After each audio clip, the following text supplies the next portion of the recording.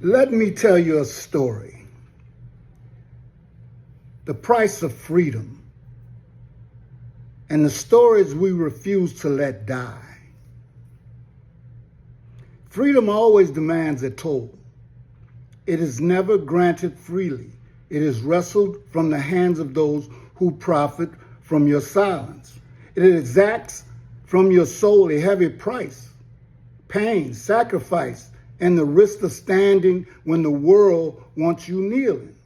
But freedom's toll is also its test, the proof of who we are, and the truest measure of valor is not in the battles we win, but in the stories we refuse to let die. You see, valor is the insistence on truth when lies are more comfortable. It is the resilience in the face of dehumanization. It is the refusal to let our nation erase us again. So this story happens to take place in 1871 in the deep of Carolina night. 600 black soldiers marched in silence. No torches, no songs, only the steady rhythm of boots on the dirt road. They were led by a black captain named Jim Williams, a man born into slavery, now commanding men who once were considered property. They were not marching for conquest. They were marching for dignity, for safety, for the right to live without terror. Ahead of them, inside a plantation house, were 11 Klansmen, the same men who had lynched and burned and tortured, waited in fear. For years, these white terrorists has ridden under the cover of darkness, unchallenged. But this night, the hunted had become the defenders. When those doors burst open, history itself changed course. If only for a moment, black soldiers, disciplined and organized, arrested the very men who once enslaved them. Not one shot was fired, no chaos, no revenge, only order, precision, and justice. That victory, that moment was so powerful, so revolutionary, that it was erased from our history books for over 150 years because it shattered the image America wanted to preserve. The lie that black people were passive, helpless, waiting for white salvation. The truth was far more dangerous. We fought back. We won. To understand how extraordinary this was, we must remember that the world these men lived in, the Civil War had ended only 6 years earlier. 4 million newly freed people were trying to build lives in a land that hated their freedom. The South was crawling with ex-Confederates who could no longer enslave us legally, so they turned to terror instead. The Ku Klux Klan spread like wildfire, burning homes, lynching voters, killing children, and calling it order. And yet, in the ashes of that fear, black men organized. They formed state militias, legally recognized, commanded by black officers. These weren't mobs.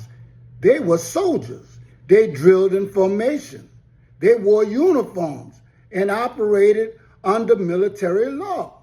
In South Carolina, the state militia was majority black. By 1870, imagine that. Men who were enslaved just 5 years earlier now carried rifles, wore uniforms of the state, and swore oaths to protect their people.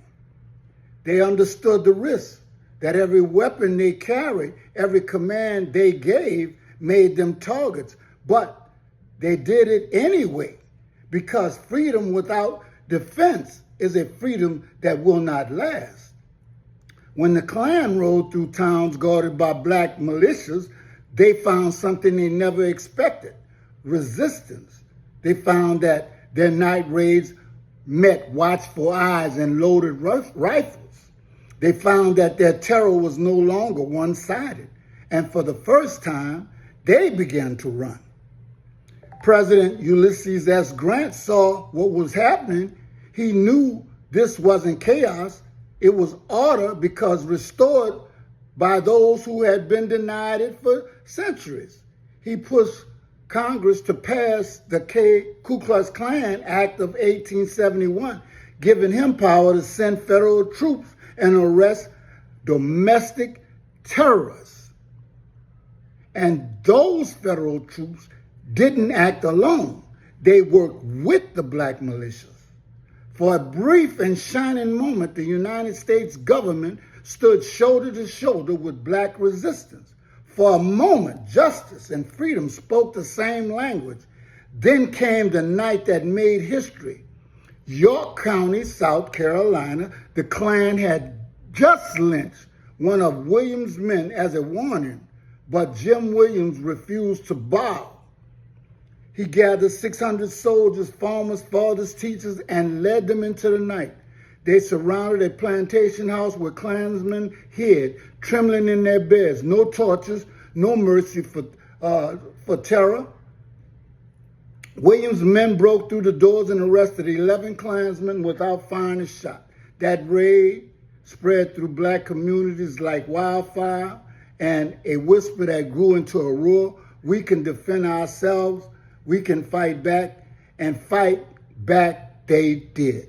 In Union County, 19 Klansmen captured in one night. In Spartansburg, white terrorists fled across state lines before the militias even arrived.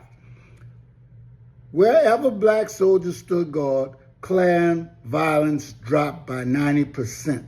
90%. This was no coincidence. It was courage, discipline, unity, and this was proof that organized black power could destroy organized white terror, not white people.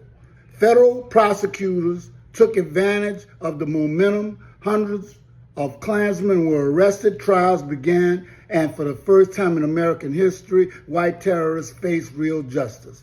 The witnesses who testified against them were black soldiers, the very men they once tried to break. They stood in court, named their oppressors, and watched them convicted. Think about that. Men who had once been enslaved, now instruments of the law. They had every reason to seek vengeance, yet they chose justice. That is valor. That is discipline. That is strength beyond measure. And yet, their triumph was short-lived because America was not ready for free, armed, disciplined black men. Northern politicians grew uneasy. They saw the images of black soldiers commanding orders, and they trembled, not from fear of violence, but fear of equality.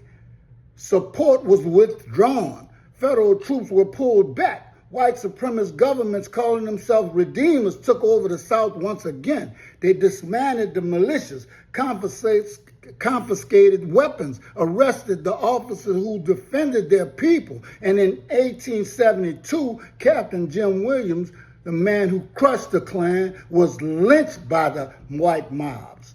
His killers were never punished. His victory was buried beneath lies. And then came the greatest act of violence: erasure from history. Historians rewrote the story like they always did. They said that Reconstruction failed because black people weren't ready for freedom. They said the South fell into chaos because we weren't governed. We couldn't govern ourselves. They never told you that the only order the South ever had came from black soldiers defending their people. The truth lied. They told truth. They told lies because the truth was too dangerous. The Klan was defeated not by charity, not by white saviors, but by black courage.